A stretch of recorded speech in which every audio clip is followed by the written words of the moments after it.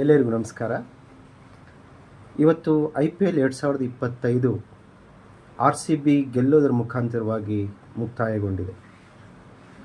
ಇವತ್ತು ಭಾಳ ಖುಷಿ ಕೊಟ್ಟ ದೃಶ್ಯ ಅಂತಂದರೆ ಸೌತ್ ಆಫ್ರಿಕಾದ AB ಡಿ ವಿಲಿಯರ್ಸ್, ವೆಸ್ಟ್ ಇಂಡೀಸ್ನ ಕ್ರಿಸ್ ಗೇಲ್, ದೆಹಲಿ ಮೂಲದ ವಿರಾಟ್ ಕೊಹ್ಲಿ, ಮಧ್ಯಪ್ರದೇಶದ ರಜತ್ ಪಟಿದಾರ್ ರವರ ಬಾಯಲ್ಲಿ ಕನ್ನಡದ ಪದಗಳನ್ನು ಕೇಳಿದ್ದು. ಈ ಸಲ ಕಪ್ ನಮ್ಮದು ಎನ್ನುವಂತಹ ಏನು ಒಂದು ಟ್ಯಾಗ್ ಲೈನ್ ಇತ್ತು, ಆ ಲೈನನ್ನು ಈ ದಿನ ಎಲ್ಲ ಆಟಗಾರರು ಭಾಳ ಖುಷಿಯಿಂದ ಪ್ರೇಕ್ಷಕರಿಗೆ ಸಮರ್ಪಿಸಿದರು. RCB 18 ವರ್ಷಗಳ ಕಾಲ ಈ ಒಂದು ಟ್ರೋಫಿಗಾಗಿ ತನ್ನ ಎಲ್ಲವನ್ನು ಸಮರ್ಪಿಸಿತ್ತು. ವಿರಾಟ್ ಕೊಹ್ಲಿ ಪ್ರಾರಂಭದಿಂದ ಇಲ್ಲಿಯವರೆಗೂ ಕೂಡ ಈ ಒಂದು ಟ್ರೋಫಿ ಗೆಲ್ಲಲೇಬೇಕು ಅಂಥೇಳಿ ಆಡಿದಂತಹ ಏಕೈಕ ಆಟಗಾರ.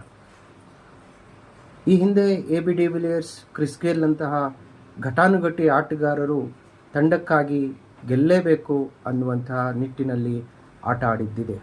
ಆದರೆ ಅದೃಷ್ಟವೂ ಕೂಡ ಬೇಕಾಗತ್ತೆ. ಅದೃಷ್ಟ 17 ವರ್ಷಗಳ ಕಾಲ ಇರಲಿಲ್ಲ. ಈಗ ಆಡಿದಂತಹ ಎಲ್ಲ ಆಟಗಾರರು ಯುವಕರು, ಎಕ್ಸ್ಪೀರಿಯನ್ಸ್ ಅನುಭವಿಗಳು, ತುಂಬ ಅತ್ಯದ್ಭುತವಾದಂತಹ ಒಂದು ಸಮ್ಮಿಲನ ಏನಿತ್ತು, ಯುವಕರು ಮತ್ತು ಅನುಭವಿಗಳ ಈ ಸಮ್ಮಿಲನ ತಂಡಕ್ಕೆ ಆಶ್ರಯದಾಯಕವಾಯಿತು. ಈ ಫೈನಲ್ ಪಂದ್ಯದಲ್ಲಿ ಪಂಜಾಬ್ ಕಿಂಗ್ಸ್ ಏನು 190 ರನ್ಗಳ ಗುರಿಯನ್ನು ಮುಟ್ಟಲಿಕ್ಕೆ ಚೇಸನ್ನು ಮಾಡಿತು.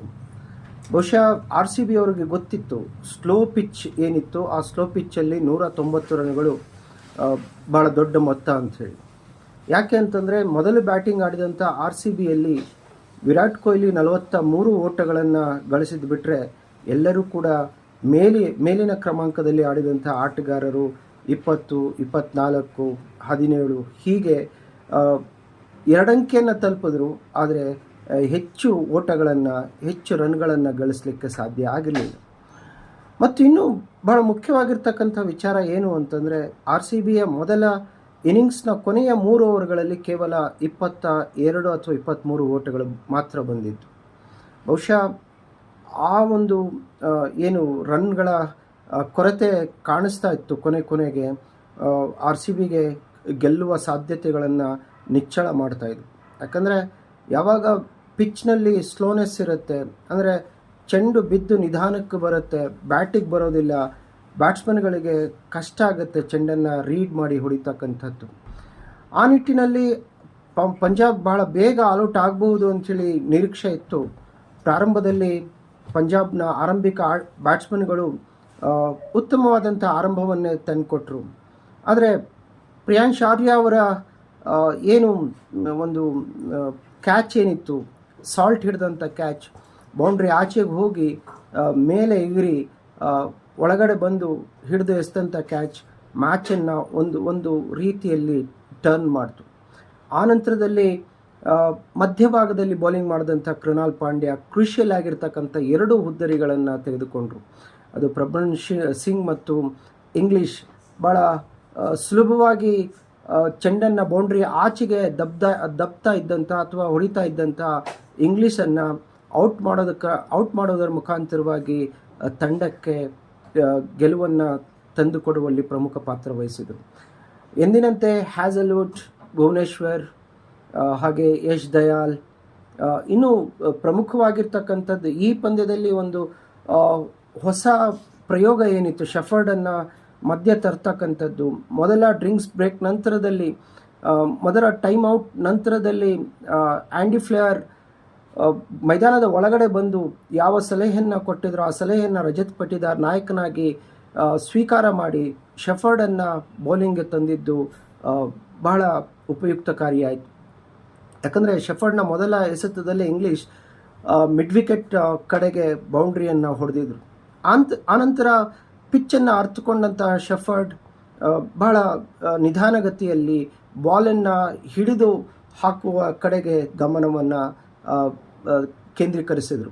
ಹಾಗಾಗಿ ಶ್ರೇಯಸ್ ಅಯ್ಯರ್ ಅಂತಹ ಶ್ರೇಷ್ಠ ಆಟಗಾರನನ್ನು ಆಫ್ ಸೈಡ್ನ ಆಚೆ ಚೆಂಡನ್ನು ಹಾಕೋದ್ರ ಮುಖಾಂತರವಾಗಿ ಭಾಳ ಸುಲಭವಾಗಿ ಔಟ್ ಮಾಡೋದು. ಶ್ರೇಯಸ್ ಅಯ್ಯರ್ ಪಂದ್ಯದ ಗತಿಯನ್ನು ಬದಲಾಯಿಸುವಂಥ ಆಟಗಾರ.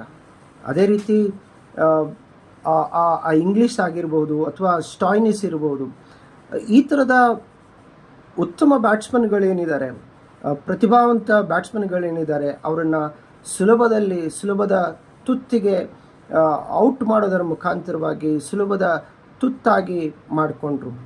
ಸೊ ಶಶಾಂಕ್ ಸಿಂಗ್ ಕೊನೆವರೆಗೂ ತಂಡಕ್ಕೆ ಒಂದು ರೀತಿ ಗೆಲುವನ್ನು ತಂದುಕೊಡುವ ಪ್ರಯತ್ನವನ್ನು ಮಾಡಿದ್ರು. ಆ ಸಕ್ಸಸ್ ಅನ್ನೋದು, ಯಶಸ್ಸು ಅನ್ನೋದು ಅವ್ರ ಕಡೆಗೆ ಸಿಗಲಿಲ್ಲ. ಯಾಕಂದರೆ ಕೊನೆಯ ಓವರ್ನಲ್ಲಿ 29 ಓಟಗಳನ್ನು ಗಳಿಸಬೇಕಾಗಿತ್ತು. ಆದರೆ ಶಶಾಂಕ್ ಸಿಂಗ್ ಅಜೇಯರಾಗಿ ಉಳ್ಕೊಂಡ್ರು, 61 ಓಟವನ್ನು ಗಳಿಸಿದರು. ಇಂಗ್ಲೀಷ್ 39 ಓಟಗಳನ್ನು ಗಳಿಸಿದರು ಪಂಜಾಬ್ನ ಕಡೆಗೆ. ಹೀಗೆ ನಾನು ಈ ಒಂದು IPL 2025ರ ಏನು ಮ್ಯಾಚ್ಗಳ ವಿಶ್ಲೇಷಣೆಯನ್ನು ಮಾಡಿದೆ, ಕೇವಲ RCBಯ ಮ್ಯಾಚ್ಗಳನ್ನಷ್ಟೇ ಮಾಡಿದೆ. ನನಗೆ ಭಾಳ ಸಂತೋಷವನ್ನು RCBಯ ಮ್ಯಾಚ್ಗಳು ತಂದುಕೊಟ್ವು. ನನಗೆ ಅನಿಸ್ತಾ ಇತ್ತು ಎಲ್ಲ ಒಂದು ಕಡೆ RCB ಈ ಸರಿ ಗೆಲ್ಲುತ್ತೆ ಅಂಥೇಳಿ. ಹಾಗಾಗಿ RCBಯ ಮ್ಯಾಚ್ಗಳನ್ನಷ್ಟೇ ನಾನು ತೆಗೆದುಕೊಂಡು ಅದರ ವಿಶ್ಲೇಷಣೆಯನ್ನು ಮಾಡ್ತಾ ಹೋದೆ. RCB ಯಾವ ಕನಸನ್ನು ಕಂಡಿತ್ತೋ ಮತ್ತು ಆ RCBಯ ಫ್ಯಾನ್ಗಳು ಕೇವಲ ಕ್ರಿಕೆಟ್ ಪಂದ್ಯ ನಡೀತಾ ಇದ್ರೆ ಅಷ್ಟೇ ಅಲ್ಲ, ಯಾವುದೇ ಫಂಕ್ಷನ್ ನಡೀತಾ ಇದ್ರೂ ಕೂಡ RCB ಎನ್ನುವಂಥ ಕೂಗು ಎಲ್ಲ ಕಡೆಗಳಲ್ಲೂ ಕೂಡ ಕೇಳಿ ಬರ್ತಾ ಇತ್ತು. ವಿರಾಟ್ ಕೊಹ್ಲಿ ಮಾತಾಡ್ತಾ ಕೊನೆಗೆ ಹೇಳಿದ್ರು, ಇದು ನನಗಷ್ಟೇ ಕಪ್ ಬಂದಿದ್ದಲ್ಲ, ಇದು ಇಡೀ ಬೆಂಗಳೂರಿನ ಜನತೆಗೆ ಮತ್ತು ಕರ್ನಾಟಕದ ಜನತೆಗೆ, ಹಾಗೆಯೇ ನನ್ನ ಜೊತೆಗೆ ಆಡಿದಂತಹ ಕ್ರಿಸ್ ಗೇಲ್ ಅಂತಹ AB ಡಿ ವಿಲಿಯರ್ಸ್ ಅಂತಹ ಆಟಗಾರರಿಗೆ ನಾನು ಇದನ್ನು ಸಮರ್ಪಿಸಲಿಕ್ಕೆ ಬಯಸ್ತಾ ಇದ್ದೀನಿ. ನಾನು ಒಬ್ಬನೇ ಅಲ್ಲ ಅಲ್ಲಿ ಹೋಗಿ ಟ್ರೋಫಿಯನ್ನು ಎತ್ತಬೇಕಾಗಿರ್ತಕ್ಕಂಥದ್ದು, ನನ್ನ ಜೊತೆಗೆ AB ಡಿ ವಿಲಿಯರ್ಸ್ ಹಾಗೆ ಕ್ರಿಸ್ ಗೇಲ್ ಬರಬೇಕು, ಅವರು ಕೂಡ ಈ ಟ್ರೋಫಿಯನ್ನು ಎತ್ತಲಿಕ್ಕೆ ಹಕ್ಕುದಾರರು ಎನ್ನುವಂಥ ಮಾತುಗಳನ್ನು ವಿರಾಟ್ ಕೊಹ್ಲಿ ಹೇಳಿದರು. ರಜತ್ ಪಟಿದಾರ್ ಕೂಡ ತಮ್ಮ ಮಾತುಗಳಲ್ಲಿ ಬೆಂಗಳೂರಿನ ಪ್ರೇಕ್ಷಕರಿಗೆ ಭಾಳ ಅತ್ಯುತ್ತಮವಾದಂತಹ ಒಂದು ರಿಯಾಕ್ಷನನ್ನು ಕೊಟ್ಟರು. ಅವ್ರಿಗಾಗಿ ಸಂತೋಷಗೊಂಡರು, ಅವರಿಗೆ ಥ್ಯಾಂಕ್ಸ್ ಹೇಳಿದ್ರು, ಧನ್ಯವಾದಗಳನ್ನು ಅರ್ಪಿಸಿದರು. ಒಟ್ಟಿನಲ್ಲಿ ಇವತ್ತಿನ ಪಂದ್ಯ ಏನಿದೆ, ಹೊರಗಡೆ ಆಡಿದಂಥ ಪಂದ್ಯ, ಅಂದರೆ ತವರು ನೆಲ, ತವರು ಕ್ರೀಡಾಂಗಣ ಬೆಂಗಳೂರನ್ನು ಬಿಟ್ಟು ಗುಜರಾತ್ನಲ್ಲಿ ನಡೆದಂತಹ ಪಂದ್ಯ, ಅಹಮದಾಬಾದ್ನಲ್ಲಿ ನಡೆದಂಥ ಪಂದ್ಯ, ಮತ್ತೊಂದು ಭಾಳ ವಿಶೇಷವಾಗಿರ್ತಕ್ಕಂಥದ್ದು ಈ ಟೂರ್ನಮೆಂಟ್ನಲ್ಲಿ RCB ಹೊರಗಡೆ ಆಡಿದಂಥ ಎಲ್ಲ ಪಂದ್ಯಗಳು, ಅಂದರೆ ಬೇರೆ ರಾಜ್ಯಗಳಲ್ಲಿ ಆಡಿದಂಥ ಎಲ್ಲ ಪಂದ್ಯಗಳನ್ನು ಗೆದ್ದಿರ್ತಕ್ಕಂಥದ್ದು, ಇನ್ಕ್ಲೂಡಿಂಗ್ ಫೈನಲ್ಸ್. ಕೊನೆಯ ಪಂದ್ಯದವರೆಗೂ ಕೂಡ, ಅಂದರೆ ಕೊನೆಯ ಪಂದ್ಯದವರೆಗೂ 8 ಪಂದ್ಯಗಳಾಗ್ತವೆ. ಆ 8 ಪಂದ್ಯಗಳನ್ನು RCB ಹೊರಗಡೆ ಗೆದ್ದುಕೊಂಡಿದೆ. ಜೊತೆಗೆ ಇನ್ನೊಂದು ಬಹಳ ಪ್ರಮುಖವಾಗಿರ್ತಕ್ಕಂಥದ್ದು, ಈ ಟೂರ್ನಿಯುದ್ದಕ್ಕೂ ಒಬ್ಬರೇ ಮ್ಯಾನ್ ಆಫ್ ದ ಮ್ಯಾಚ್ ಪಡೆದುಕೊಂಡಿದ್ದಲ್ಲ, ಬೇರೆಯವರು ಮ್ಯಾನ್ ಆಫ್ ದ ಮ್ಯಾಚನ್ನು ಪಡ್ಕೊಂಡು ಇದು ಸಾಂಘಿಕ ಹೋರಾಟದ ಫಲ ಎನ್ನುವಂತೆ ಅದನ್ನು ತೋರಿಸ್ಕೊಟ್ರು. ಸೊ ಕ್ರಿಕೆಟ್ ಕೇವಲ ವೈಯಕ್ತಿಕ ಆಟ ಅಲ್ಲ, ಅದು ಸಾಂಘಿಕವಾದಂಥ ಆಟ, ಎಲ್ಲರೂ ಸೇರಿಕೊಂಡು ಕಾನ್ಫಿಡೆನ್ಸ್ನಿಂದ ಆಡಬೇಕಾದಂಥ ಆಟ. ಕೃಣಾಲ್ ಪಾಂಡ್ಯ ಮಾತಾಡ್ತಾ ಹೇಳ್ತಾ ಇದ್ರು, ಈ ಪಿಚ್ಚು ಕೊಂಚ ಸ್ಲೋ ಹಾಕಿದ್ರೆ ಹೆಲ್ಪ್ ಮಾಡ್ತಾ ಇತ್ತು, ಆದರೆ ಸ್ಲೋ ಹಾಕಬೇಕಾದ್ರೆ ಧೈರ್ಯ ಬೇಕು. ಯಾಕಂದರೆ ಅಲ್ಪ ಸ್ವಲ್ಪ ವ್ಯತ್ಯಾಸ ಆದರೂ ಕೂಡ ಆ ಕಡೆ ಈ ಕಡೆ ಬಾಲ್ ಚೆಂಡು ಬಿದ್ದರೂ ಕೂಡ ಬ್ಯಾಟ್ಸ್ಮನ್ ಸುಲಭವಾಗಿ ಚೆಂಡನ್ನು ಬೌಂಡ್ರಿಯ ಆಚೆಗೆ ಹೊಡೆಯುವಂಥ ಎಲ್ಲ ಸಾಧ್ಯತೆಗಳಿರ್ತವೆ. ಆದರೂ ಆ ಧೈರ್ಯವನ್ನು ತಂದುಕೊಂಡು ನಾನು ಬೌಲಿಂಗನ್ನು ಮಾಡಿದೆ ಎನ್ನುವಂಥ ಮಾತುಗಳನ್ನು ಕೃಣಾಲ್ ಪಾಂಡ್ಯ ಹೇಳ್ತಾಯಿದ್ರು. ಸೊ ಯಾಕಂತಂದರೆ ಒಬ್ಬ ಬೌಲರ್ಗೆ 4 ಓವರ್ಗಳು ಮಾತ್ರ ಸಿಗ್ತವೆ T20 ಕ್ರಿಕೆಟಲ್ಲಿ. ಜೊತೆಗೆ ಮೊದಲ 6 ಓವರ್ಗಳು ಏನು ಬೌಲಿಂಗ್ ಮಾಡಬೇಕಾಗಿದೆ, ಬಹಳ ಧೈರ್ಯ ಬೇಕು. ಕೇವಲ 2 ಫೀಲ್ಡರ್ಗಳು ಮಾತ್ರ ಆ 30 ಗಜದ ಆ ಏನು ಸರ್ಕಲ್ ಇರುತ್ತೆ, ಆ ಸರ್ಕಲ್ನ ಆಚೆಗೆ 2 ಮಾತ್ರ ನಿಂತ್ಕೊಂಡಿರ್ತಾರೆ. ಆ 2 ಫೀಲ್ಡರ್ಗಳು ಎಲ್ಲಿ ನಿಲ್ಲಿಸ್ಕೊಳ್ಬೇಕು ಅನ್ನೋದನ್ನು ಒಬ್ಬ ಕ್ಯಾಪ್ಟನ್ನು ಮತ್ತು ಒಬ್ಬ ಬೌಲರ್ ನಿರ್ಧಾರ ಮಾಡಬೇಕಾಗತ್ತೆ. ಆ ಪ್ರಕಾರವಾಗಿಯೇ ಬೌಲಿಂಗ್ ಮಾಡಬೇಕಾಗತ್ತೆ. ಮೊದಲ 6 ಓವರ್ನಲ್ಲಿ 70-80 ರನ್ ಹೋಗ್ಬಿಟ್ಟಿದ್ರೆ ಪಂದ್ಯ ಸುಲಭವಾಗಿ ಪಂಜಾಬ್ನ ಕಡೆಗೆ ಶಿಫ್ಟ್ ಆಗಿಬಿಡ್ತಾ ಇತ್ತು. ಆ ರೀತಿ ರನ್ಗಳ ಹೊಳೆ ಹರಿಯದಂತೆ ಅಥವಾ ರನ್ಗಳನ್ನು ಬಿಟ್ಕೊಡದೆ ಪಂಜಾಬ್ ಕಿಂಗನ್ನು ಕಟ್ ಹಾಕಿದ್ರು. ಬಹಳ ಯಂಗ್ಸ್ಟರ್ ಆಟಗಾರರು ಇದ್ದರೂ ಕೂಡ ಆ ಯಂಗ್ಸ್ಟರ್ ಆಟಗಾರರ ಬಲವಾದ ಹೊಡೆತಗಳನ್ನು ತಡೆಯುವಲ್ಲಿ RCB ಸಫಲತೆಯನ್ನು ಪಡ್ಕೊಳ್ತು. ಮೊದಲು ಶೆಫರ್ಡ್ ಒಂದು ಸುಲಭವಾದ ಕ್ಯಾಚನ್ನು ಬಿಟ್ಟರು, ಆನಂತರ ಮಾಡಿದ ತಪ್ಪನ್ನು ಮತ್ತೆ ಮಾಡಲಿಕ್ಕೆ ಹೋಗಿಲ್ಲ. ಬಂದಂಥ ಕ್ಯಾಚ್ಗಳನ್ನೆಲ್ಲ ಹಿಡ್ಕೊಂಡ್ರು. ಅದು ಸಾಲ್ಟ್ ಹಿಡಿದಂಥ ಕ್ಯಾಚ್ ಆಗಿರ್ಬೋದು, ಲಾಂಗನ್ನಲ್ಲಿ ಲಿವಿಂಗ್ಸ್ಟೋನ್ ಹಿಡಿದಂಥ ಕ್ಯಾಚ್ ಆಗಿರ್ಬೋದು. ಅಂಥ ಕ್ಯಾಚ್ಗಳು ಪಂದ್ಯದ ಫಲಿತಾಂಶವನ್ನೇ ಬದಲಾಯಿಸ್ಬಿಡ್ತವೆ. ಕ್ಯಾಚಸ್ ವಿನ್ ಮ್ಯಾಚಸ್ ಅಂಥೇಳಿ ಕ್ರಿಕೆಟ್ನಲ್ಲಿ ಹೇಳಲಾಗುತ್ತೆ. ಹಾಗಾಗಿ ಈ ಪಂದ್ಯ ಯುವ ಆಟಗಾರರಿಗೆ ಒಂದು ರೀತಿಯಲ್ಲಿ ಪಾಠ. ಹಾಗೆ ಪಂದ್ಯವನ್ನು ನಮ್ಮ ಕಡೆಗೆ ಎಳ್ಕೊಳ್ಬೇಕು.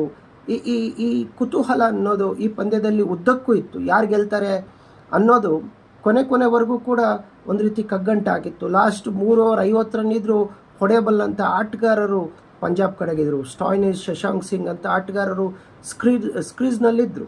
ಯಾವಾಗ ಬೇಕಾದರೂ ಪಂದ್ಯವನ್ನು ಅವ್ರ ಕಡೆಗೆ ಸೆಳ್ಕೊಳ್ಬಹುದಾಗಿತ್ತು. ಆದರೆ RCB ಪೇಷನ್ಸ್ ಆಗಿ ತಾಳ್ಮೆಯಿಂದ ತಮ್ಮ ಕಡೆನೇ ಪಂದ್ಯ ವಾಲ್ಬೇಕು, ಆ ರೀತಿಯಾಗಿ RCB ಬಹಳ ಅತ್ಯದ್ಭುತವಾದಂಥ ಪ್ರದರ್ಶನವನ್ನು ಈ ಫೈನಲ್ನಲ್ಲಿ ಕೊಡ್ತು. ಕ್ವಾಲಿಫೈಯರ್ 1ರಲ್ಲಿ ಪಂಜಾಬನ್ನು ಸೋಲಿಸಿತ್ತು. ಆ ಓವರ್ ಕಾನ್ಫಿಡೆನ್ಸ್ ಏನಿದೆ ಅದು ಈ ಪಂದ್ಯದಲ್ಲಿ ಕಾಣಿಸಲಿಲ್ಲ. ಅಕಸ್ಮಾತ್ ಏನಾದರೂ ಓವರ್ ಕಾನ್ಫಿಡೆನ್ಸ್ ಇದ್ದಿದ್ರೆ ಈ ಪಂದ್ಯವನ್ನು RCB ಗೆಲ್ಲಲಿಕ್ಕೆ ಸಾಧ್ಯ ಆಗ್ತಿರಲಿಲ್ಲ.